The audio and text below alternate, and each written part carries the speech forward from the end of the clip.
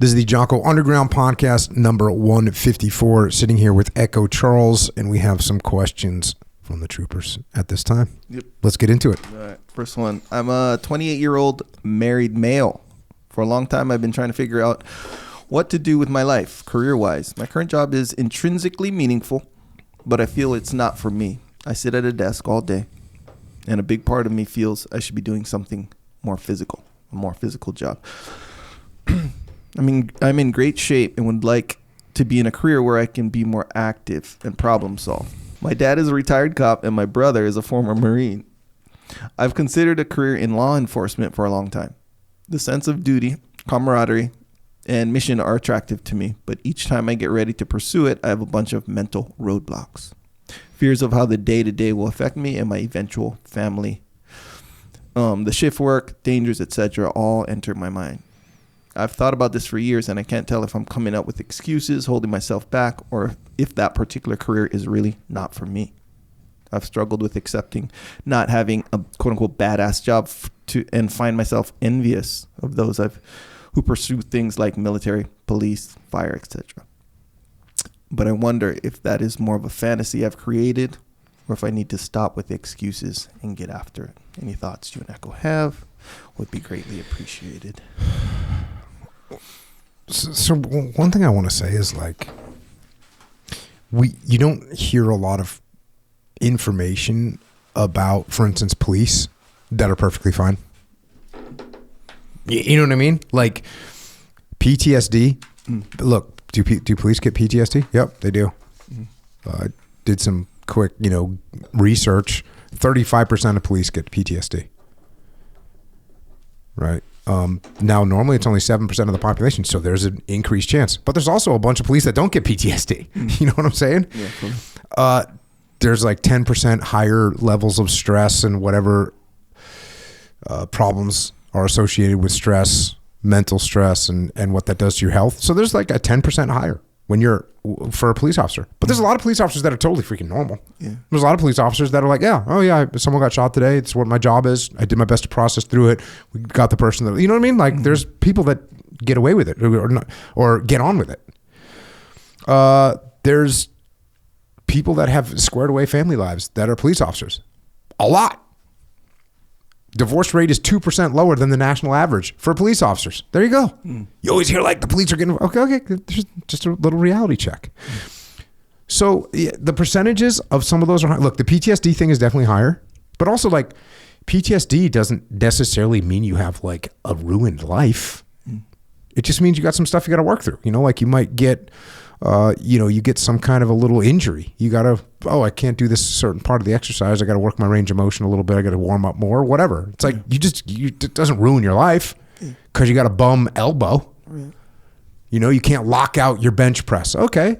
Can't go as heavy as you used to, but you're still doing bench. You see what I'm saying? Yeah. So we have to call it like it's the worst thing in the world. We figure out police, military, learn how to work through that stuff. Now, so here's my point here. Surfers, people that surf, account for 38% of all shark attacks on the West Coast. 11% are swimmers, 46% are divers, and 5% are kayakers.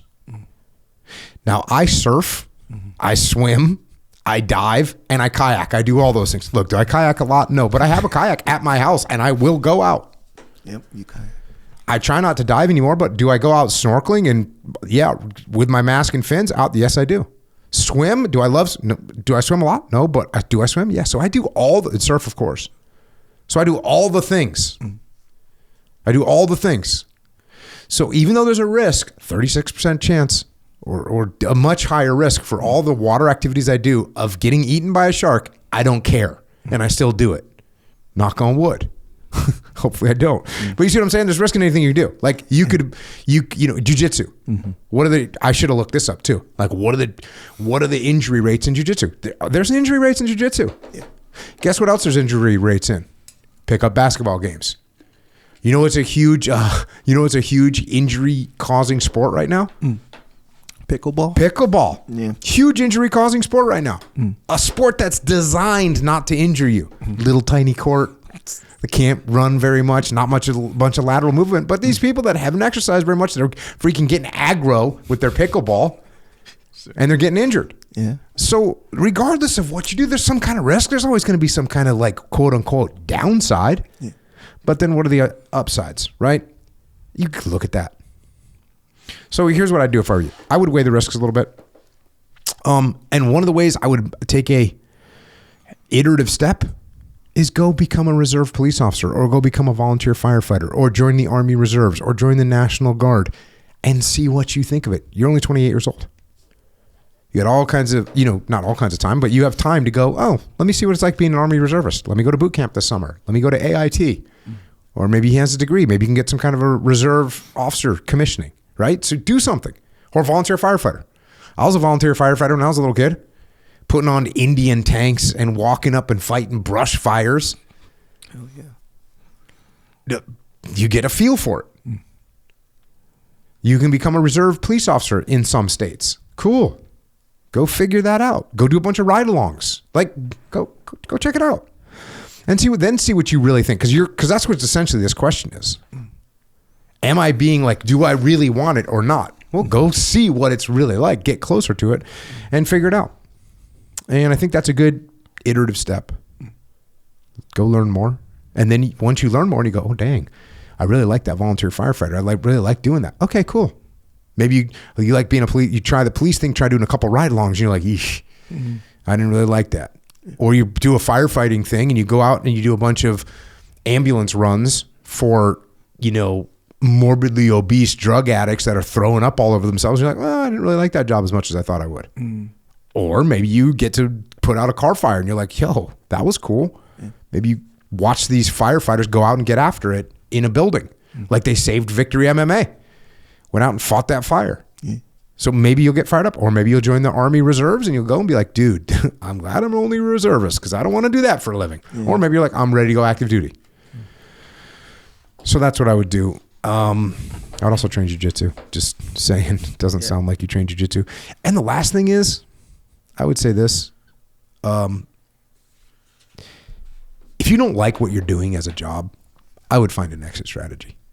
Like, you're 20 years old. Don't spend the rest of your life 8 hours a day, 5 days a week doing something that you don't like. To me, that doesn't sound like a good plan.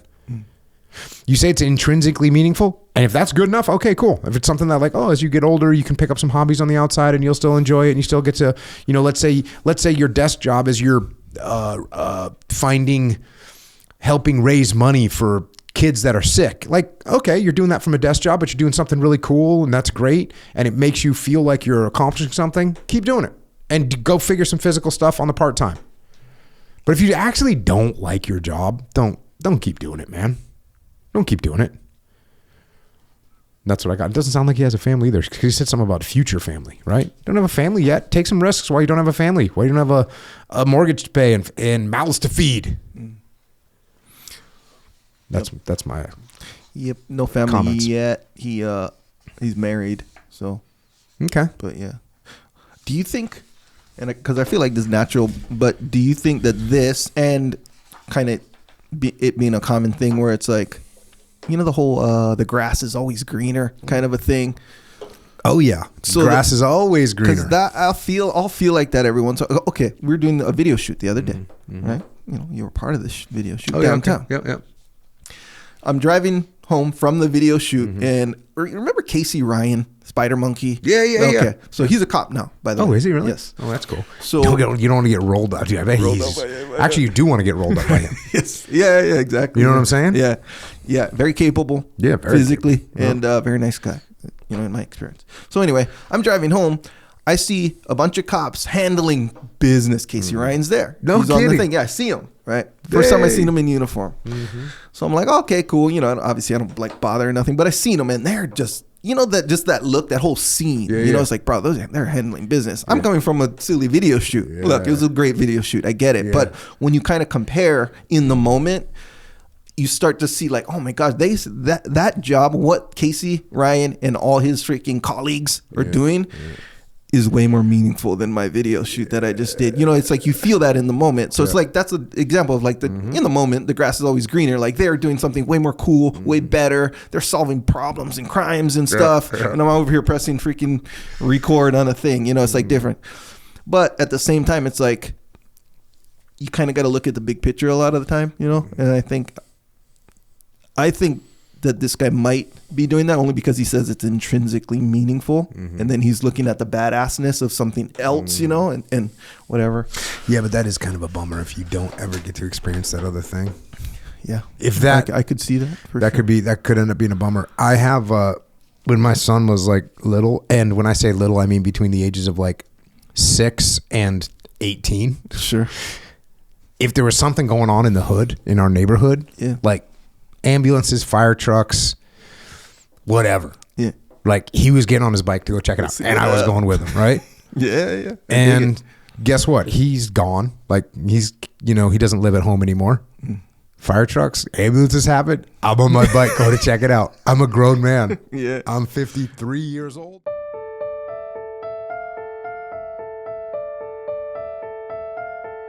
That is a little excerpt of what we are doing on the Jocko Underground podcast. So if you want to continue to listen, go to jockounderground.com and subscribe. And we're doing this to mitigate our reliance on external platforms so we are not subject to their control. And we're doing it so we can give you more control, more interaction, more direct connections, better communications with us, strengthen this legion of troopers that are in the game with us. So thank you. It's jockounderground.com. It costs $8.18 a month. And if you can't afford to support us, we can still support you. Just email assistance@jockounderground.com and we'll get you taken care of. Until then, we will see you mobilized underground.